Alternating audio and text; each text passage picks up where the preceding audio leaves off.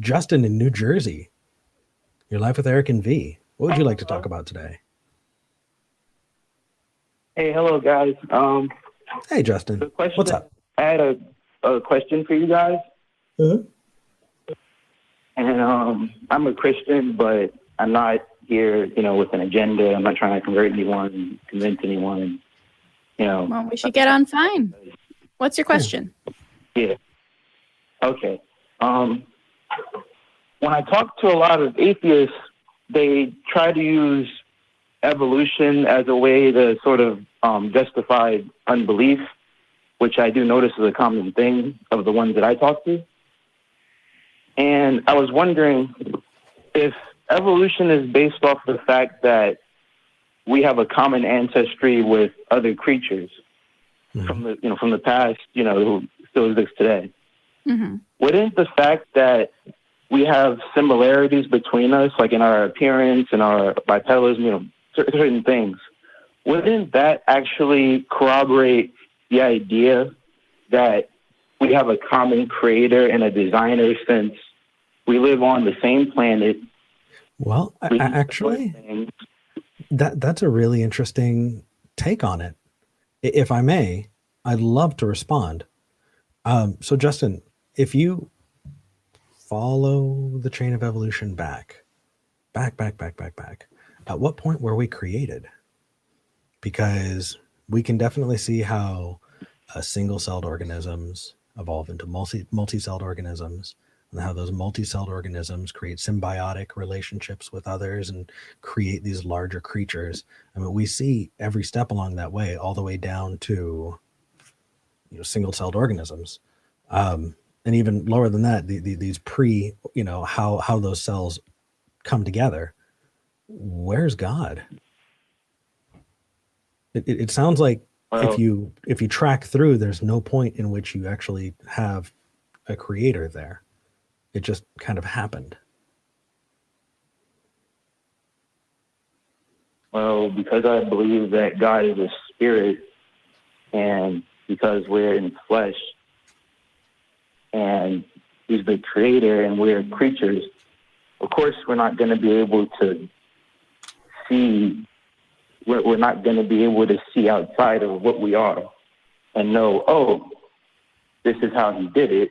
We just know that he did as a Christian. So, Justin, I just want to make sure we're all on the same page here. Are you advocating for like young Earth creationism or old Earth creationism? Have you bought into evolution, but you think that God started it? Where do you fall on that? Because how you describe it is going to determine how we talk about it. That's a really good point. Let me clarify that. I believe what Genesis says, in the beginning, God created the heavens and the earth. Just let me explain. However, I do not place a time frame on when that happened, because it says in the beginning, which could be any time frame. It could be millions of years ago, billions of years ago, up until the rest of the events of Genesis chapter 1 to 3. Okay. All right. So old Earth creationist sounds pretty much like. All right. That's very helpful. Thank you for that clarification. Yeah. Okay. So moving on from there, it sounds like you were saying we don't have a way to show it's true. You just totes know it's true. Could you elaborate on that? Because that doesn't really get us anywhere, that's not convincing. And I hope you know that's not convincing. Okay. I'm not trying to convince you, but that's fine. Well, why are you convinced, Justin? Say what? Why are you convinced? If you don't think it'll convince us, why are you convinced? It's not, do you have a different standard between what convinces Justin and what would convince Eric and V? I'm convinced because I can see the effects of God's handiwork in history, in creation, in human consciousness, our conscience, everything. I can see. Is it possible that you're wrong? Where all that would lead to. Is it possible that you're wrong? Yes. Okay. How can you determine, how would you tell the difference between those claims? How would you determine whether or not you were right on that? It's the fact that my faith being that I trust in God's character and that he keeps his word and his promises. And if at any point he doesn't, like he says something and it never happens, or any promise he's made never comes to pass, or anything is like a straight out, well, he lied, then I'll be convinced that Okay, you're assuming that God is there to talk to you. Are you saying that you believe that the Bible is literally true across all the way across? Or do you think God speaks to you directly? No, I believe the Bible is true, but I also believe... Cool. Do you believe that everything in the Bible is true? Say what? Do you believe that everything in the Bible is true? Yes. Do you believe that everything in the Bible is literally true? I'm not saying that. Certain things are metaphorical, allegorical. Okay, is it only metaphorical and allegorical when it's not real? Because that seems to be a really convenient thing to do, is to go, no, that doesn't count. It's just an allegory. I never said that anything was not real, or I'm trying to excuse anything. I never said that at all. Well, yeah, we're trying. Well, a good example is that old earth creationism piece that we just talked about, right? If you took the Bible literally, as many Christians do, and this might be where a lot of your conversations with atheists about why evolution was such a big component in them leaving the faith.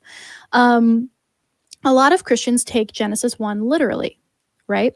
If you take it literally, it is very clearly not accurate to how the world actually is or was. So a lot of other Christians, and it sounds like you might be one of them, has taken maybe that first part about God creating everything literally, but then all the rest of that is metaphor and allegory, right? And that helps smooth it over so that it doesn't actually conflict with reality and you get to keep believing it.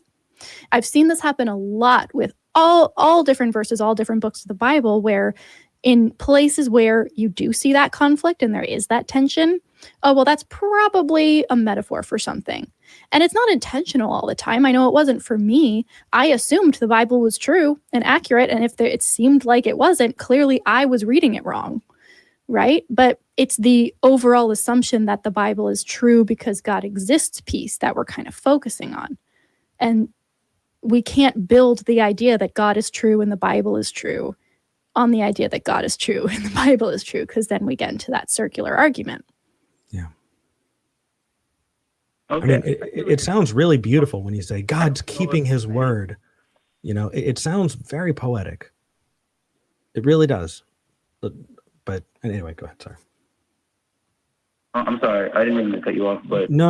I was taking us down a rabbit hole and I realized it, so I shut up so you could talk.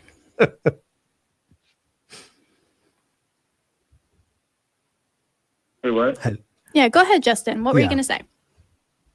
Okay, I'm sorry. That's not what I was doing. I wasn't justifying one part of Genesis and saying that the rest of it is not true, or that's not what I was saying at all. That's not, I don't know where that idea came from. I'm not like most creationists. I don't just follow what they say I'm supposed to follow. I actually read the Bible for myself and go, wait, does this make sense? Does that make sense? And I actually go over it and see where the truth is, where the truth is going, with how it progresses. Okay, cool. Well, I love that. I love that you're not just taking other people's word for it. Agreed. What do you make of the flood in Noah's Ark? Was that allegory or is that real? Did that really happen? I think it was real. You think it was real? And yes. Why would you accept that to be real when all evidence points to that not being real? Like you believe a global flood enveloped the earth and killed everything except for 8 people and 2 of every animal. Yep. That doesn't sound like you're doing that thing you were saying. It doesn't sound like you're actually really thinking, does this make sense? Because that doesn't make sense, Justin. We would see evidence of that, wouldn't we? You believe that multiple ice ages happened. Justin. And an asteroid killed all the dinosaurs somehow. Justin, I think that for those claims, what we should do is we should look into the archaeological record, look into the geological record, and find out the best we can about what happened on this planet. We would be able to see evidence of those things if those were the case. And when it comes to evidence of a global flood, it just doesn't bear out, dude. It sounds like you believe that for no good reason. But maybe this will be your chance to explore it. You say you do that, so let's start with that.